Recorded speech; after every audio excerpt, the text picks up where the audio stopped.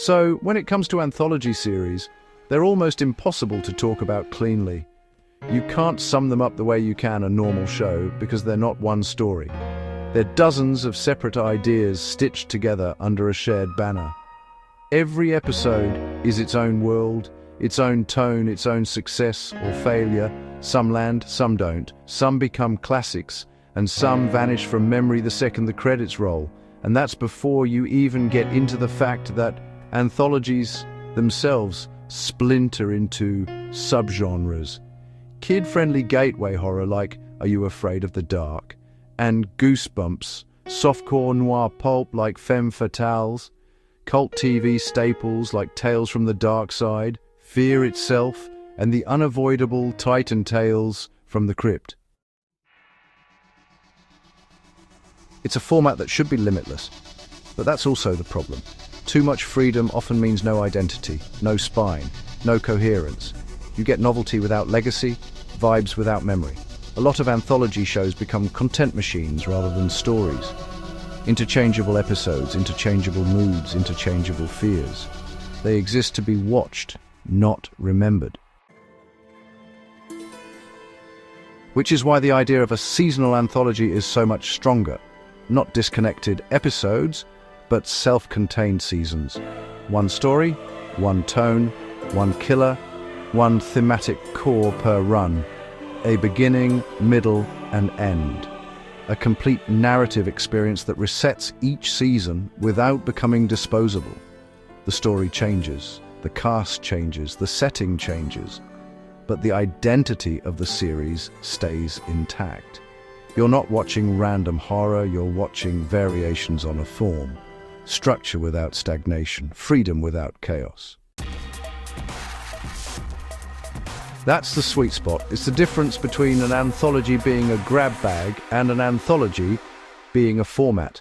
And when it's done properly, it doesn't feel like TV content. It feels like a slasher franchise that just happens to live on television. Welcome to the Snake Pit, where we're full of bile and venom.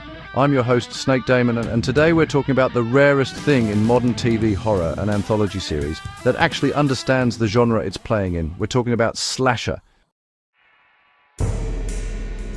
Not parody, not meta-comedy, not self-aware wink at the audience horror, not irony poison nostalgia bait, just straight-up, structurally honest, old-school slasher storytelling, rebuilt for TV.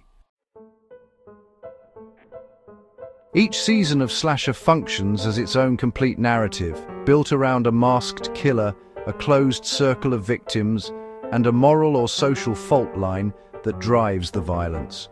Not random carnage, targeted carnage. Motive-driven murder, identity-driven violence, classic whodunit mechanics layered over slasher brutality. The executioner gives you small-town trauma and inherited guilt. Guilty party weaponizes buried crimes and sealed secrets. Solstice turns collective apathy into a death sentence. Flesh and blood makes wealth itself the motive. Ripper reframes historical slasher mythology into class warfare. Different eras, different aesthetics, different killers, same DNA. That's how seasonal anthologies should work. Not reinvention, refinement.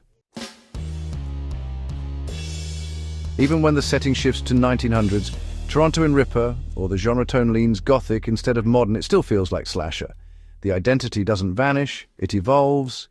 And then you get Hell Motel coming in 2025, a standalone miniseries in the same universe, which proves something important. The format is flexible without being diluted. A satanic serial killer, ritual murder, true crime culture, voyeurism, obsession, but still structured like a slasher, not a supernatural soap opera. It expands the universe without breaking the rules of the genre. That's discipline, that's design, that's knowing what your show is. Now here's the part that actually matters if you know me. I don't normally watch anything post-2010. That's not a gimmick, that's a pattern. Modern TV usually means bloated seasons, thin writing, CGI padding, and genre shows that are, honestly, embarrassed of their own genres. I only even touched slasher because a mate, a proper Friday the 13th fan, told me straight watch the first season. If you don't like it, drop it. But if you love F13, you'll get it. So I did. And annoyingly, he was right. This series succeeds where shows like American Horror Story fail, because slasher respects the slasher formula instead of mocking it. No ironic distance, no parody posture, no we're smarter than the genre attitude, no supernatural clutter, no genre confusion. Just enclosed settings, limited suspect pools, escalating body counts, mystery structure, identity reveals, moral motives, brutal consequences. Season 2 in particular, Guilty Party, is basically a love letter to Friday the 13th without turning into cosplay. Isolated location, buried crime, snow instead of summer. Parker instead of hockey mask, same bones, different skin. That's the difference between tribute and imitation. And unlike AHS, which constantly undercuts itself with tonal chaos, slasher commits to being serious. Not grimdark, not joyless punch-tayas, but straight-faced. The violence isn't a joke. The killers aren't mascots. The deaths aren't punchlines. The gore isn't winking at you. It takes the genre seriously enough to let it breathe. That's why it works. The writing understands pacing. The reveals are structured. The killers have logic. The motives are coherent. The tension is earned. Even when the acting isn't perfect, the structure carries it. Even when the budget shows, the format compensates. Even when the cast changes completely each season, the identity of the show stays intact. That's the real achievement. This isn't just, a good anthology. It's a functioning slasher franchise in TV form.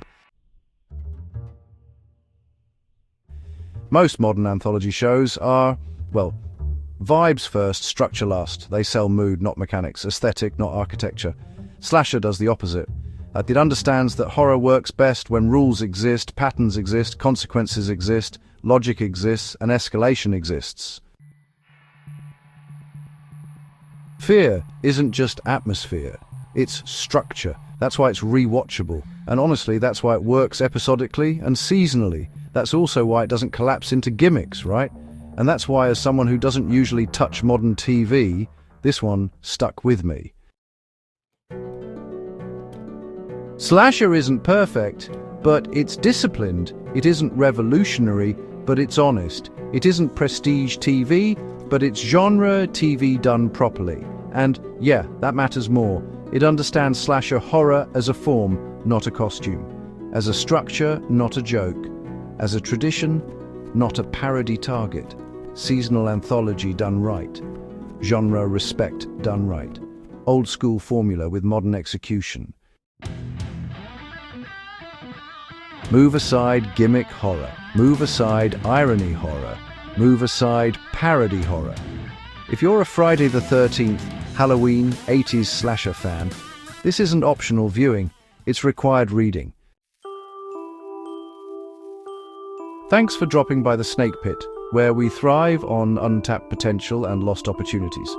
Don't forget to subscribe and hit that bell, like the video, and leave your opinions in the comments, where, naturally, I won't read them. Until next time, stay venomous.